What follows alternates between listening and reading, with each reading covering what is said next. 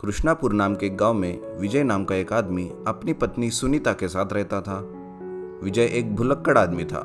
उसे कोई भी काम बीच में ही भूल जाने की आदत थी, जिस वजह से लोग भी उसे भुलक्कड़ विजू कहते थे। विजय के पास एक जायंट रोड रोलर था। जायंट होने के कारण उसे बहुत काम मिलता था। रोड रोलर से वो खेत की ज़मीन को लेवल करना और इमारत गिराना और बड़े पेड़ को तोड़ना जैसे काम करता था। एक दिन पास के गांव का एक आदमी विजय के घर में आता है और विजय से कहता है, अरे विजय सुनो, पास के गांव में मेरा एक पुराना गोदाम है जो पूरी तरह से कमजोर हो चुका है। मैं उसे गिराकर वहां नया गोदाम बनाना चाहता हूं, इसलिए तुम कल सुबह आकर गोदाम गिरा देना और उसे अच्छे से लेवल कर देना। ये लो एडवांस। विजय उसे ठीक है कहता है और वो आदमी चला जाता है।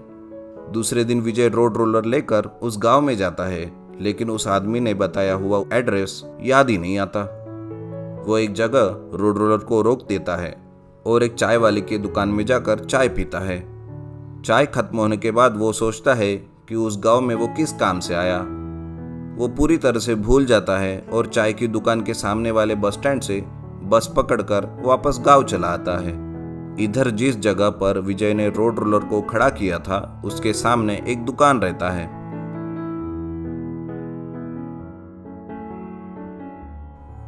वो थोड़ी देर राह देखता है।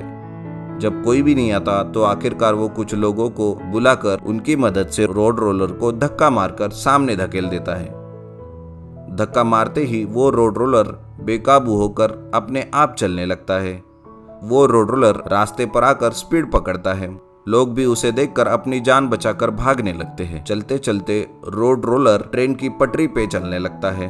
तभी उसके सामने एक ट्रेन आती है। लोग देखकर चिल्लाने लगते हैं। रेलवे क्रॉसिंग वाला गेटकीपर लीवर खींचकर ट्रैक का रास्ता बदल देता है और रोड रोलर दूसरे ट्रैक पर चला जाता है। आखिर में रोड रोलर रेलवे ट्रैक से उतरकर फिर से रास्ते पर दौड़ने लगता है और एक पुराने बंगलो से जाकर टकराता है।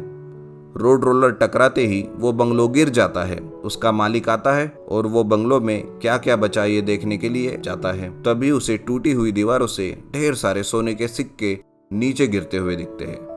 वो बहुत खुश होता है और आजू बाजू वालों को पूछने लगता है कि ये रोड रोलर किसका है। मालिक, ये रोड रोलर तो पास के गांव वाले भुलक्कड़ विजू का है।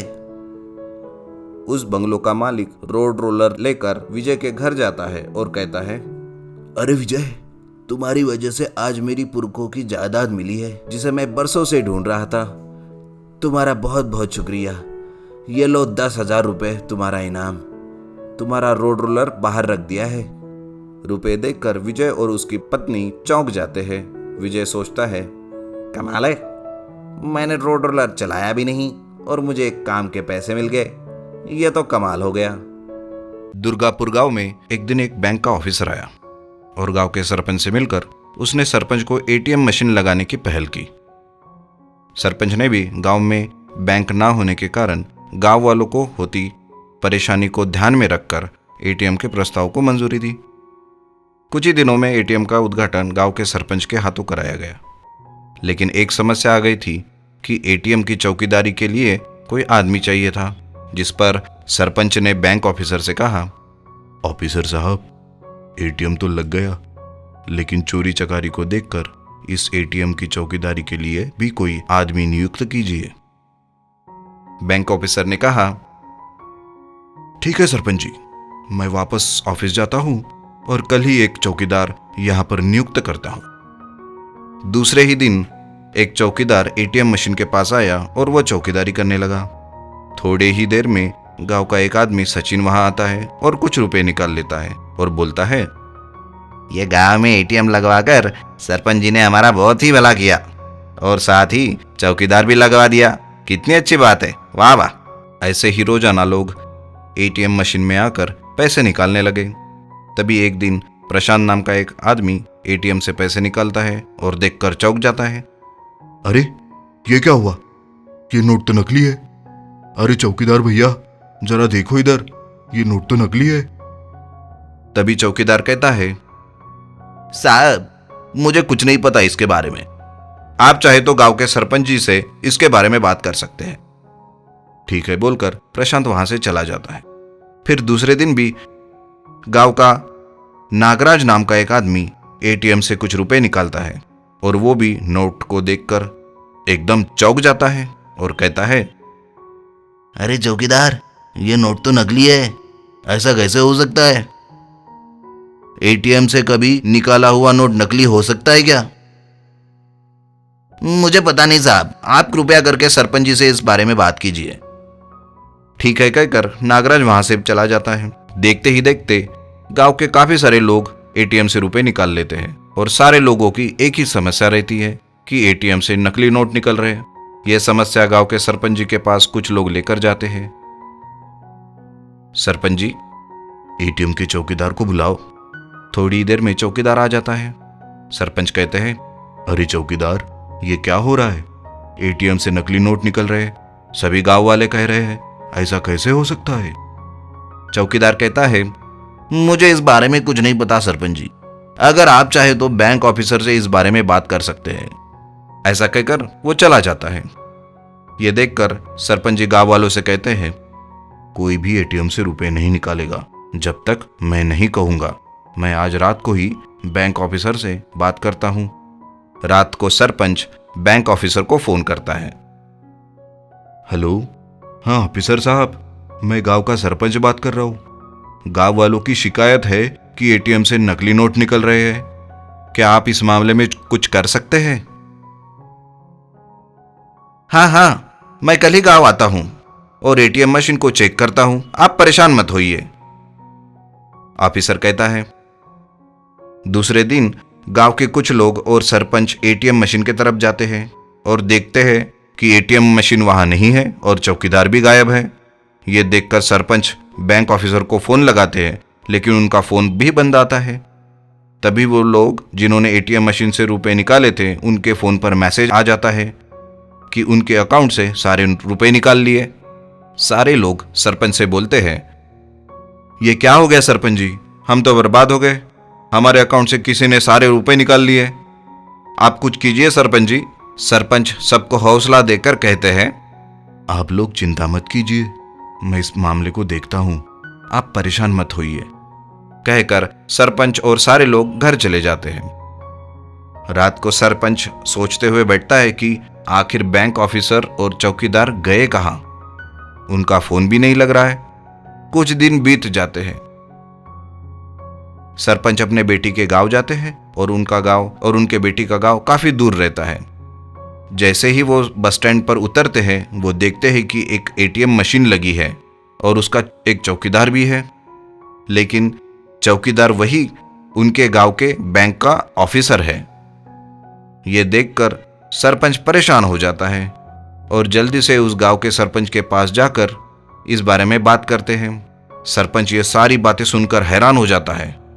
वो कहते हैं, अरे बाप रे, गांव में काफी लोगों ने उस एटीएम से रुपए निकाले हैं।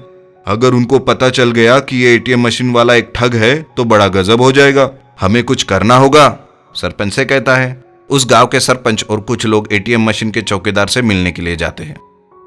सरपंच उनसे पूछता है, कहिए चौकीदार जी, कोई परेशानी तो नहीं हमारे गांव में? नहीं नहीं। फिर सरपंच पूछते हैं, इससे पहले आपने कहाँ काम किया था? मुझे आपको देखकर ऐसा लगता है कि आप किसी बैंक के ऑफिसर थे। इस सवाल से चौकीदार एकदम हड़बड़ा जाता है और कहता है, मैं तो अभी अभी नौकरी पर लगा हूं साहब, इसके पहले मैंने कभी कहीं काम नहीं किया। तभी गांव के लोग उसे पकड़ लेते हैं। सरपंच पूछते हैं, सरपंच जी बाहर आइए, देखिए बैंक ऑफिसर यही है ना? सरपंच जी बाहर आते हैं। अब सब सच बताएगा या फिर कर दूं लोगों के हवाले? नहीं नहीं, ये लोग मुझे मार डालेंगे, मैं बताता हूं। दरअसल मैं ही वो चौकीदार और बैंक का ऑफिसर भी मैं ही हूं। मैं अलग अलग गांव में कभी ऑफिसर तो कभी चौकीदार बनता हूं। जो लोग एटीएम से रुपए निकालते हैं, मैं उनके एटीएम कार्ड का पिन नंबर पता करके उनके सारे रुपए उनके अकाउंट से निकाल लेता हूं। मैंने ऐसे ही आपके गांव में भी किया। ऐसा करके मैंने आपके गांव से 5 लाख रुपए ऐंठ लिए। मुझे माफ कीजिए, मैं वो सारे रुपए वापस करता हूँ, लेकिन मुझे गांव के लोगों के हवाले मत कीजिए, वरना ये लोग मुझे मार डालेंगे। सरपंच जी सारे रुपए उस ठग से ले लेते हैं और उसे पुलिस के हवाले कर देते। एक गांव में नारायण नाम का चिकन पकोड़े वाला रहता था। उसे 2 बेटियां हैं। एक का नाम कुंदा, दूसरी का सुनंदा। कुंदा दिखने में अच्छी नहीं रहती, लेकिन सुनंदा बहुत खूबसूरत होती है। नारायण हर रोज गांव के रेलवे स्टेशन पर चिकन पकोड़े की गाड़ी लगाता है। उसका चिकन पकोड़ा पूरे गांव में मशहूर रहता है। खाओ खाओ चिकन पकोड़ा खाओ, एक बार खाओगे बार बार आओगे। अरे नारायण जी, आपका चिकन पकोड़ा तो दुनिया का सबसे अच्छा चिकन पकोड़ा है। सब आपके प्यार का फल है भाई। आपकी वजह से मैंने चिकन पकोड़ा बनाने लगा। लेकिन एक दिन नारायण की मृत्यु हो जाती है और उनकी बीवी बीमार हो जाती है। माँ की बीमारी में काफी खर्च होता है। फिर एक दिन उनकी बेटी कुंदा बोलती है, सुनो सुनंदा, क्यों ना हम बाबूजी की गाड़ी को दोनों मिलकर चलाएं? इससे पैसे भी आएंगे और माँ का इलाज भी कर पाएंगे। हाँ, तुम्हारा सुझाव तो अच्छा है, लेकिन एक शर्त पर। क्या शर्त है सुनंदा? देखो कुंदा, मैं दिखने में बहुत सुंदर हूँ, तुम्हारे जैसे काली कलोटी नहीं हूँ। मैं चिकन पकोड़ा बनाऊंगी तो सारे लोग मेरी सुंदरता देख के दौड़े दौड़े चले आएंगे खाने के लिए, समझी? इसलिए चिकन पकोड़ा मैं ही बनाऊंगी। ठीक है, तुम चिकन पकोड़ा बनाओ और मैं बाकी के काम करती हूँ। तो ठीक है, कल से हम दोनों काम करेंगे। कुंदा और सुनंदा दोनों बहनें मिलकर चिकन पकोड़े की गाड़ी लगाते हैं। अरे तुम नारायण जी की बेटियां हो ना? जब तुम्हारे बाबूजी जिंदा थे, मैं हर रोज चिकन पकोड़ा खाने के लिए यहाँ आता था। मुझे बहुत पसंद है तुम्हारा चिकन पकोड़ा। दो बेटा, एक प्लेट मुझे भी दे दो। कुंदा, जरा एक प्लेट लो जल्दी से, और चाचा जी को एक प्लेट चिकन पकोड़ा दे। आदमी चिकन पकोड़ा खाता है, लेकिन कुछ गड़बड़ होती है और वो बोलता है, अरे अरे, ये क्या बनाया तुम दोनों ने? चिकन पकोड़ा कभी ऐसा होता है क्या? इससे अच्छा तो नहीं खाता था मैं। राम राम राम राम, दोबारा कभी नहीं आऊंगा मैं यहाँ पे। क्यों चाचा जी, क्या हुआ? कुछ गलत हुआ क्या? अरे ये चिकन पकोड़ा बिल्कुल भी अच्छा नहीं लग रहा। स्वाद में तो बहुत ही बेकार लग रहा है। तुम्हारे बाबूजी जैसे बनाते थे, ये बिल्कुल भी नहीं है वैसा। अरे कुछ नहीं हुआ कुंदा, ये चाचा कुछ भी बोल रहे हैं, इनका दिमाग खराब हो गया है। अरे सुनंदा, तुम ये क्या बोल रही हो? ग्राहक है वो, अच्छे से बात करो आप उनसे। अरे जाओ जाओ, मुझे मत सिखाओ, मैं अच्छी तरह से जानती हूँ कैसे बात करना। शाम को दोनों घर वापस आते हैं। क्या हुआ बेटा, दोनों बहुत उदास दिख रही हो? हाँ माँ, आज का दिन तो बहुत ही खराब रहा। ज्यादा ग्राहक नहीं आए और पैसे भी नहीं मिले आज। क्यों बेटा, ऐसा क्या हुआ? अरे कुछ नहीं हुआ माँ, एक आदमी आया था चिकन पकोड़ा खाने के लिए, लेकिन उसे पसंद ही नहीं आया। अब बोलो। हाँ माँ, वो आदमी बोल रहा था बाबूजी जैसे बनाते थे वैसे नहीं बना, उल्टा इतना घटिया हुआ कि वो दोबारा नहीं आना चाहते खाने के लिए। अरे भगवान, क्या कह रही हो तुम कुंदा? ऐसे कैसे होगा? अरे कुछ नहीं माँ, उस एक आदमी को पसंद नहीं आया तो क्या सारे लोगों को पसंद नहीं आएगा? चिंता मत करो, कल तो मैं और भी सुंदर दिखकर लोगों को आकर्षित करूंगी, फिर देखना मेरा कमाल। माँ और कुंदा एक दूसरे की तरफ देखती है और सर पर हाथ रखती है। दूसरे दिन दोनों बहनें जाती है और चिकन पकोड़ा बनाने की तैयारी करते हैं। अरे सुनंदा, आज मैं बनाती हूँ चिकन पकोड़ा। अरे तुम रहने दो, तुम बनाओगी तो तुम्हें देखकर ही लोग भाग जाएंगे, खाने की तो दूर की बात है। ठीक है, लेकिन जरा ध्यान से बनाओ। पता है ना कल क्या हुआ? हाँ हाँ हाँ, पता है। 10 बार मत बताओ। वैसे भी मैं चिकन पकोड़ा अच्छा ही बनाया था। उस आदमी का ही मुंह खराब था। अरे ऐसा मत कहो, और ग्राहक से अच्छे से बात करो।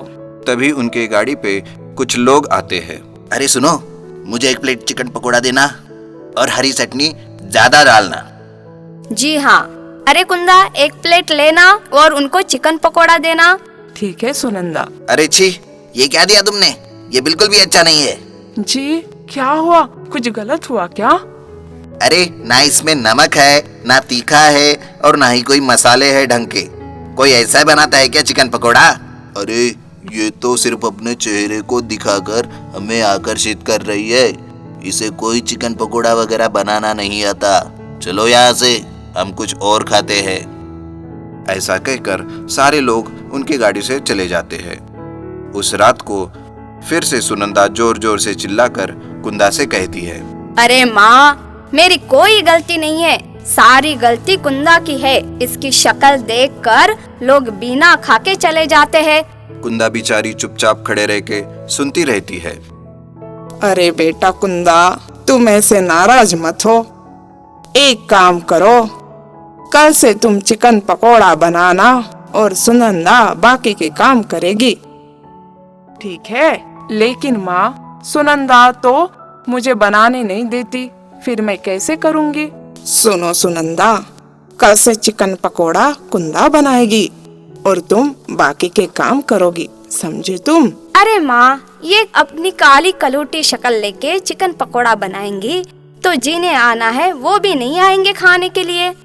तुम इस बात की चिंता मत करो। जो काम तुम्हें दिया वो ठीक से करो बस। ठीक है, मुझे क्या पड़ी है। तुम दोनों ने ठान लिया है गाड़ी बंद करवाने का, तो वही सही है। दूसरा दिन आता है। आओ आओ, गर्मा गर्म चिकन पकोड़ा खाओ। एक बार खाओगे तो बार बार खाओगे। आओ आओ, गर्मा गर्म चिकन पकोड़ा खाओ। ऐसे चिल्लाने से कोई आता है क्या? लेकिन तभी एक आदमी उनके दुकान पे आता है। सुनो, 1 प्लेट मुझे खाना है, लेकिन मैं पैसे तभी दूंगा जब चिकन पकोड़ा अच्छा लगेगा। अगर मंजूर है तो दो, नहीं तो मत दो। जी हाँ, कोई बात नहीं, आप खाओ पहले, पैसे कहीं भागे नहीं जा रहे। ठीक है, दे दो 1 प्लेट। आदमी चिकन पकोड़ा खाता है और बहुत खुश हो जाता है। अरे वाह, ऐसा चिकन पकोड़ा मैंने आज तक नहीं खाया। वाह, मजा आ गया। अरे कुंदा, तुम्हारे हाथ में तो जादू है, जादू। क्या कमाल का चिकन पकोड़ा बनाया है तुमने। वाह वाह, मजा आ गया। मुझे 1 प्लेट और देना। उस आदमी की बातें सुनकर काफी सारे लोग गाड़ी पे भीड़ करते हैं और कहते हैं हमें भी दे दो। वो भीड़ देखकर सुनंदा एकदम हैरान हो जाती है और चुपचाप कुंदा को देखती रहती है। लोग भी कुंदा की बहुत तारीफ करते हैं। फिर उस दिन से रोज कुंदा चिकन पकोड़ा बनाती है और काफी सारे पैसे जमा करके माँ का इलाज भी करती है।